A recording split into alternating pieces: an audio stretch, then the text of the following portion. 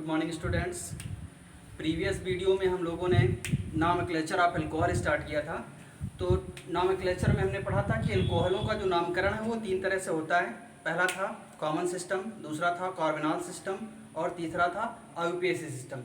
तो दो सिस्टम हम लोगों ने पढ़ लिए थे, कॉमन सिस्टम और कार्बोनल सिस्टम। कॉमन सिस्टम में क्या होता था कि और सिंगल बंद OH का नामकरण हम लोग कर रहे थे। तो जैसे लिखा था CH3OH, तो इसमें हमने क्या कहा था कि ये इतना एल्किल समूह है और ये इतना एल्कोहल है, तो इसका टोटल नाम हो गया था एल्किल एल्कोहल, अर्थात ये एक कार्बन लिखा है इसलिए इसका नाम हो जाएगा मेथिल एल्कोहल।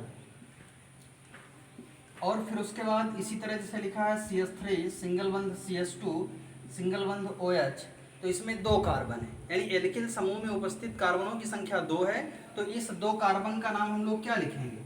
जैसे यहाँ एक कार्बन था तो हमने लिखा मेथिल, और जब दो कार्बन हो जाएंगे दो कार्बन के लिए क्या लिखेंगे? एथ, और YL जोड़ रहे हैं तो होगा एथिल, और लास्ट में जो OH लिखा है इस OH के आधार पर इसका नाम हो जाएगा एल्कोहल, यानी इसका जो टोटल नाम हुआ हो गया एथिल एल्कोहल। फिर अगर उसी तरह हमने कार्बोनल सिस्टम की बात की, ये तो सामान्य सिस्टम था यानी कॉमन सिस्टम। उसके बाद जो कार्बोनल सिस्टम था, कार्बोनल सिस्टम, तो कार्बोनल सिस्टम में हमने आपसे बताया था कि इसका जो सामान्य सूत्र बनेगा वो बनेगा R सिंगल बंध CH2OH, और इसका जो सामान्य नाम होगा वो होगा एल्किल कार्बिनॉल, यानी तरह का टोटल जो R है इसका नाम होगा एल्किल और CH2OH का नाम होगा कार्बिनॉल, तो इसका टोटल नाम हो जाएगा एल्किल कार्बिनॉल। और एल्किल कार्बिनॉल जैसे लिखा है CH3 CH2OH, तो CH3 CH2OH का जब नाम लिखेंगे तो ये इतना तो हमारा कार्बिनॉल है, और इसके बाद बचा क्या? एक कार्बन, और एक कार्बन के लिए हम लोग क्या लिखते हैं? मेथ, और इसमें जोड़ना क्या है? YL, यानी हो गया मेथिल, और ये इतना टोटल हो गया कार्बिनॉल, तो इसका नाम हो गया मेथिल कार्बिनॉल। उसी तरह अगर और हम देखें और उदाहरण जैसे लिखा CH3 CH2 CH2OH, अब जब इसका नाम लिखेंगे तो इसके नाम में हम लोग क्या करें? सबसे पहले जो एल्किल समूह है उसको अलग कर लें। एल्किल समूह अलग करेंगे तो ये बचेगा इतना हो जाएगा एल्किल समूह, और ये इतना हो गया हमारा कार्बिनॉल, है ना। तो इसका नाम जब लिखेंगे तो इसका नाम हो जाएगा, दो कार्बन है और दो कार्बन के लिए एथ, और फिर उसके बाद YL जोड़ेंगे एथिल, और इतने का नाम हो गया कार्बिनॉल, यानी इसका नाम हो गया एथिल कार्बिनॉल। उसी तरह अगर मान लो लिखा है CH3 CH2 CH2 CH2OH, ये इतना हमारा क्या है? एल्किल समूह, और ये इतना अगर एल्किल समूह है तो हम लोग कह सकते हैं कि इसमें कितने कार्बन है? 1 2 3, और 3 कार्बन के लिए हम लोग क्या लिखते हैं? प्रोप, YL जोड़ेंगे प्रोपिल, और ये इतना क्या हो जाएगा? कार्बिनॉल, यानी इसका नाम हो गया प्रोपिल कार्बिनॉल। फिर अब हम लोगों को जो इस वीडियो में, ये तो प्रीवियस वीडियो में हम लोगों ने पढ़ा था, इस वीडियो में हम लोगों को क्या पढ़ना है? एल्कोहलों का आईयूपीएसी नाम, यानी जब एल्कोहलों का आईयूपीएसी नाम पढ़ेंगे तो हम कह सकते हैं कि किसी भी एल्किल समूह R से, यानी जब एल्किल समूह R से कोई भी क्रियात्मक समूह OH जुड़ता है तो उसमें हम उन यौगिकों को एल्कोहल बोलते हैं, और एल्कोहलों का जो सामान्य सूत्र होता है वो R सिंगल बंध OH होता है। और जब हम इनका आईयूपीएसी नाम लिखेंगे, यानी आईयूपीएसी सिस्टम के अंतर्गत इनका नामकरण करेंगे, तो इस R के लिए आप जानते हैं इसके लिए एक कार्बन होगा तो मेथ, दो कार्बन होगा तो एथ, तीन कार्बन होगा तो प्रोप, चार कार्बन होगा तो ब्यूट, पेंट, हेक्स, हेप्ट, आगे इसी तरह लिखते रहेंगे। और जब हम इसका नामकरण स्टार्ट करेंगे तो सबसे पहले एल्किल समूह और उसके आगे क्रियात्मक समूह OH, और क्रियात्मक समूह OH के लिए इसमें हम क्या करेंगे? अनुलग्न ऑल जोड़ेंगे। इसको हिंदी में भैया क्या पढ़ेंगे? ऑल, ठीक है। और अगर हम इसका सामान्य सूत्र देखें तो ये सिंगल R सिंगल बंध OH होता है, और आईयूपीएसी नामकरण के लिए अनुलग्न क्या जोड़ते हैं? ऑल जोड़ते हैं। और जो हमारी एल्किल समूह होगी, अर्थात इस R की जो है कार्बन की चेन होगी, अगर वो एकल बंध के साथ जुड़ी है, यानी इस एल्किल समूह R की चेन अगर एकल बंध के साथ जुड़ी है तो उसमें हम एक दूसरा सफिक्स एन जोड़ लेंगे।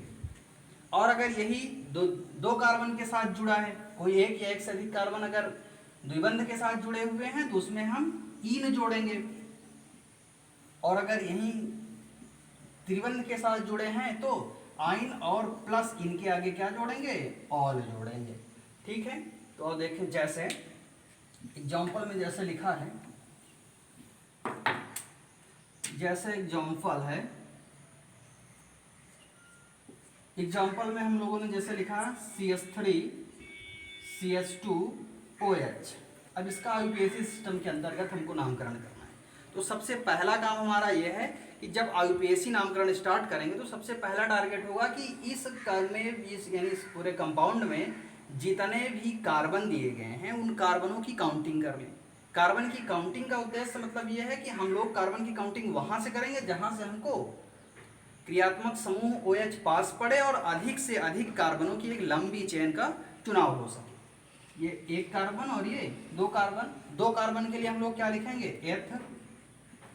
और उसके बाद हमने अभी बताया ना कि अगर ये सभी कार्बन सिंगल बॉन्ड के साथ जुड़े हुए हैं तो उनको हम क्या जोड़ते हैं, उनमें द्वितीयक सफिक्स एन जोड़ेंगे। फिर उसके बाद OH समूह का अनुलग्न। और याद रहे जो ANE है, ANE जब जोड़ेंगे तो AN जोड़ेंगे और E को हटा लेंगे। यहाँ हमने देखो एथ फिर ANE को हटा दिया और आगे जोड़ा ऑल, यानी इसका जो नाम हो गया वो हुआ एथेनॉल।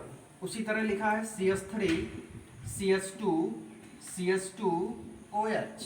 अब इसमें 1 2 3 कार्बन के लिए हम लोग क्या लिखें भैया, प्रो। फिर उसके बाद सभी एकल बंध के साथ जोड़े हैं तो एन जोड़ दिया।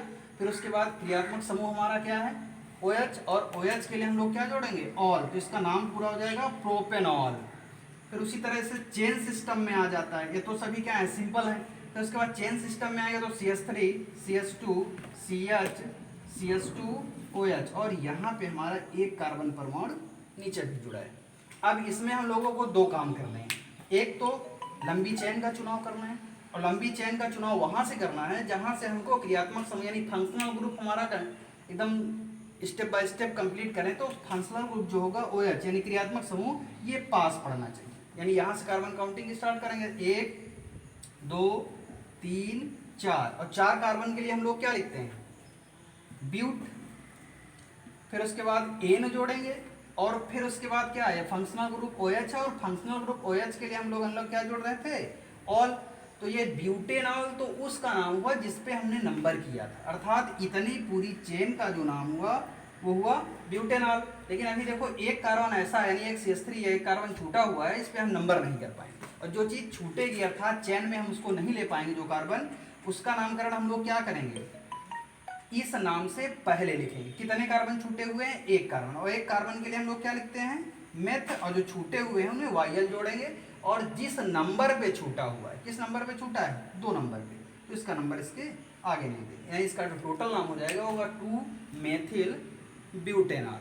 उसी तरह एक और है, जैसे लिखा है CH3 CH2 CH2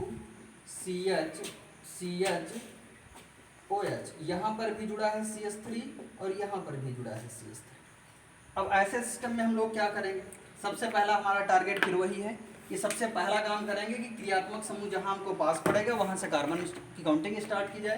तो ये 1 2 3 4 5, और अब 5 कार्बन का नाम लिखें। तो 5 कार्बन के लिए हम लोग क्या लिखते हैं, पेंट।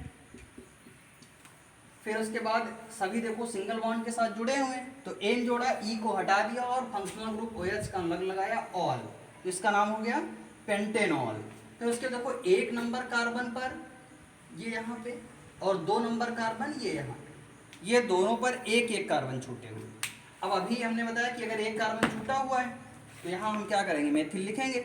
लेकिन यहाँ देखो 1 नंबर पर भी छूटा है, 2 नंबर पे भी छूटा है, लेकिन कंडीशन क्या है कि दोनों पर सेम कार्बन है। 1 नंबर पर भी एक कार्बन छूटा है, 2 नंबर पर भी एक कार्बन छूटा है।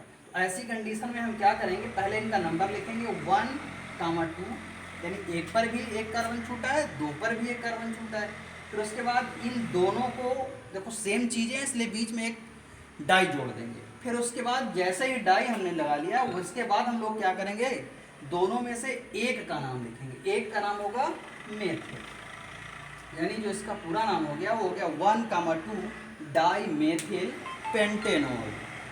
ठीक है, तो IUPAC हम कक्षा 11 में भी आपको पढ़ा चुके हैं, लेकिन उसके बाद भी यहाँ हम लोगों ने कुछ चर्चाएं की कि IUPAC सिस्टम में हम एल्कोहलों का नामकरण कैसे करेंगे। फिर उसके बाद आगे का जो टॉपिक है वो नेक्स्ट वीडियो में। Thank you.